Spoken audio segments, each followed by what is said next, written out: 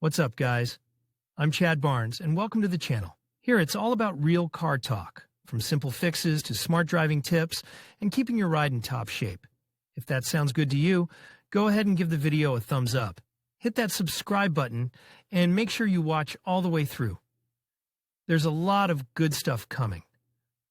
Let's get to it. Disclaimer: be warned that the author knows that it is correct to say catalytic converter, but catalytic converter is also acceptable.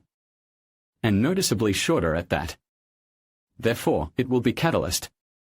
There is such a word as must. Let's start with a simple question: do you have to remove the catalytic converter at all? Of course, it is not necessary to remove the working catalytic converter.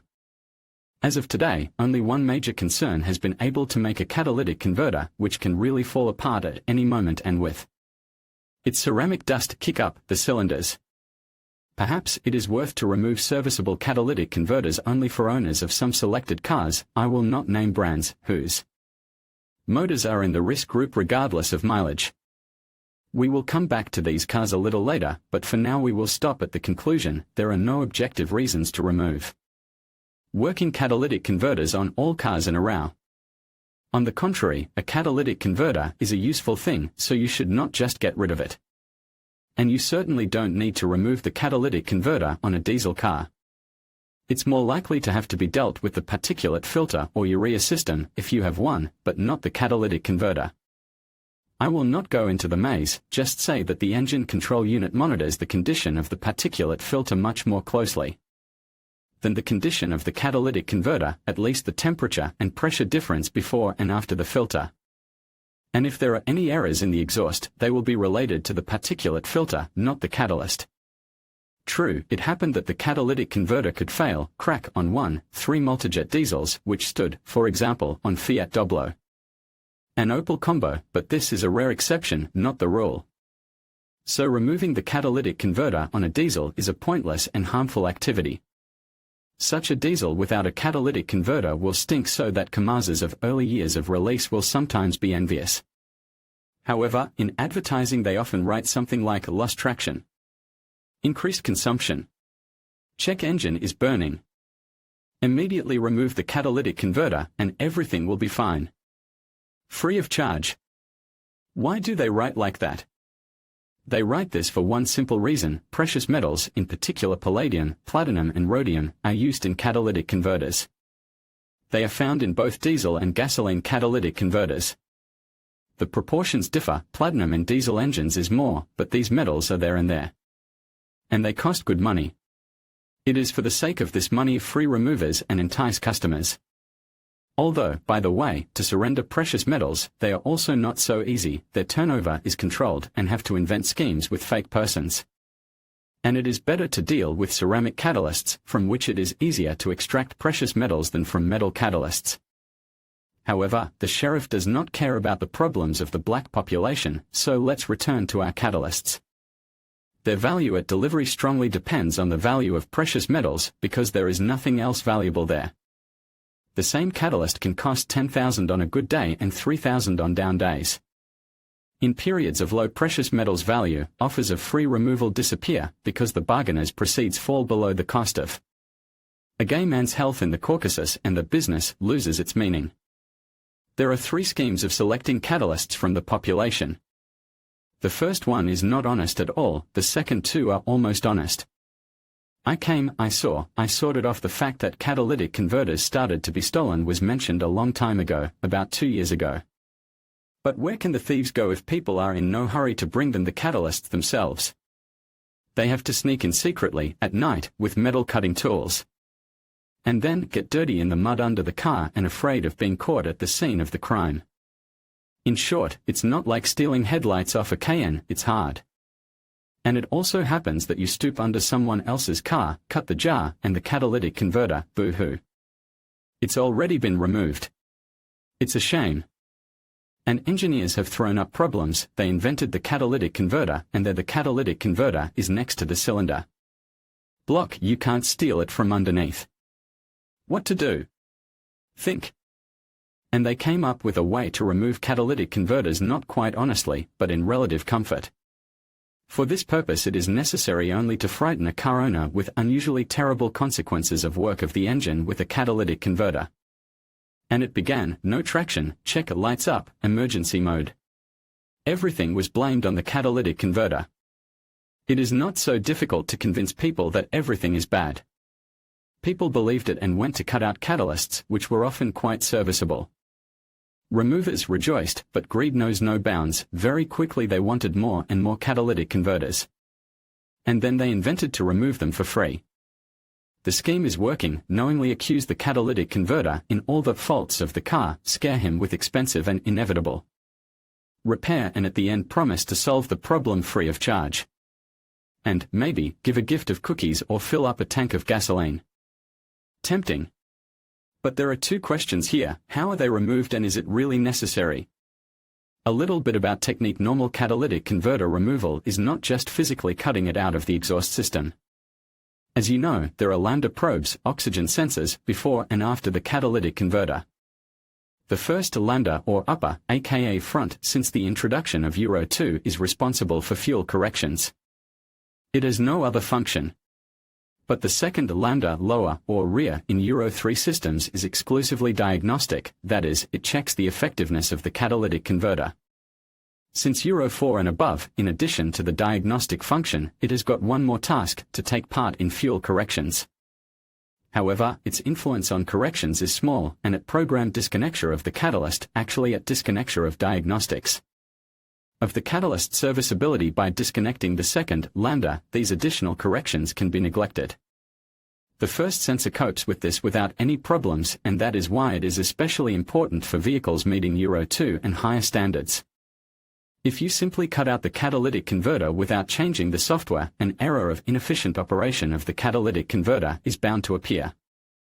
Therefore, after proper removal of the catalytic converter, the ECU must be reflashed by disconnecting the second sensor controlling its condition.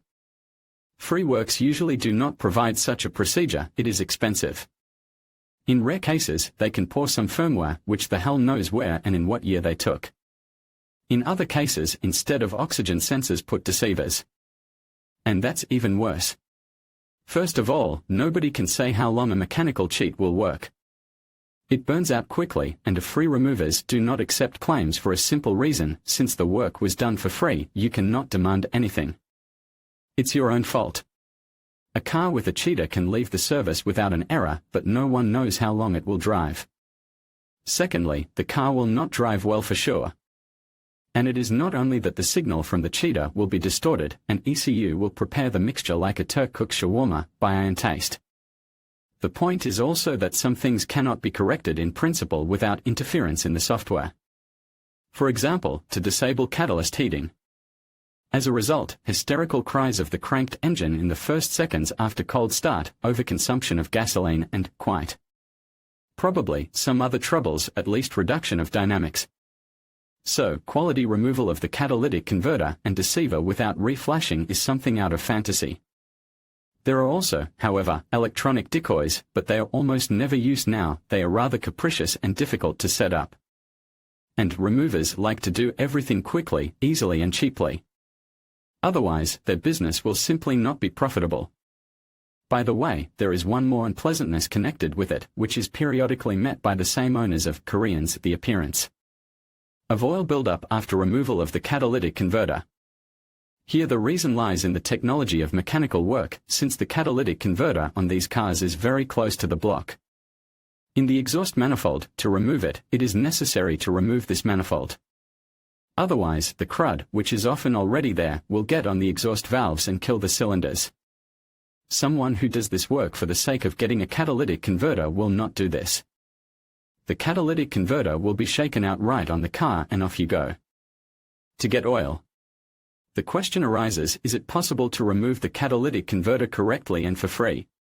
Alas, it is unlikely. Nothing personal, just business. Theoretically, in the days when prices for precious metals on the stock exchange are high, the cost of high-quality catalyst removal is close to the cost of catalyst residues on the grey market of secondary raw materials. But it can't bring profit, so willy-nilly catalyst removers have to save on everything. And there is nothing to save on. therefore, their main task to do everything quickly and with minimal labor costs. That is, without removing manifolds and motors. Sometimes it is necessary to remove the motor, yes, without changing gaskets, without disassembling those connections which, in their opinion, cannot be disassembled. Saw off, knock out, weld, that's it. Instead of normal reflashing, installation of mechanical cheats or flashing from the internet, and complete lack of warranty on the work. Of course, all this is very bad. But even worse, there's usually not much point in removing the catalytic converter either. The exception is the very chosen ones where this work really won't hurt. The rest of us better drive with a catalytic converter and do not believe those who want to take out of their car the necessary and still quite working expensive part. This is especially true for owners of diesel cars, on which there are almost never problems with the catalytic converter. There are some other environmental problems, but we are not talking about them now. By the way, if you are offered to remove the particulate filter for $5,000 in a complex, you have a 100% probability to steal the catalytic converter in addition to the particulate filter. And they will do it easily. In the majority of modern diesels, the particulate filter is located in the same can with the catalytic converter. The front part, the one that is closer to the motor, is the cartridge of the oxidizing catalyst. The back part is the particulate filter. There are still variants when the banks are different, but the unit is actually one, as, for example, in 2.0 TDI Gen 3 Volkswagen. So, the oxidation catalyst, as a rule, serves there for a long time and happily, but bad people in pursuit of profit often remove it. They attract customers with the service, "We will solve problems with the particulate filter, turnkey for 5,000 rubles with reflashing." At the same time, they keep silent that the catalytic converter will also be quietly taken away. It happens that some owners have their catalytic converter stolen from their cars not only during agreed works on particulate filter removal, but also during some other works that require the car to stay in the repair area for a long time. For example, if you come for turbine repair, you leave without a catalytic converter. In a word, nothing should be removed for nothing. And if suddenly the problem still exists in reality, and the standard catalytic converter is out of order, it is better not to remove it, but to replace it with a universal one, which is much cheaper, but at least allows to pass the technical inspection and not to get the title of a yard stinker. It is clear that you cannot replace anything for free, but such a replacement is rarely required. Much less often than catalytic con men claim. For help in preparation of the material, we thank the company Tuning Online, Laboratory of Speed 2, Kimikov Street, St. Petersburg, 8-812-385-5082. In conclusion, while the offer to remove catalytic converters for free may seem appealing, it is crucial to understand the underlying motives and potential dangers associated with this practice. Many individuals or businesses may be looking to profit from the valuable metals within these converters, often at the expense of your vehicle's performance and environmental impact. Additionally, removing a catalytic converter can lead to legal issues and increased emissions, contributing to air pollution. Always prioritize your vehicle's integrity and the environment by seeking professional advice and considering the long-term consequences before making such decisions. Stay informed and protect yourself from potential risks.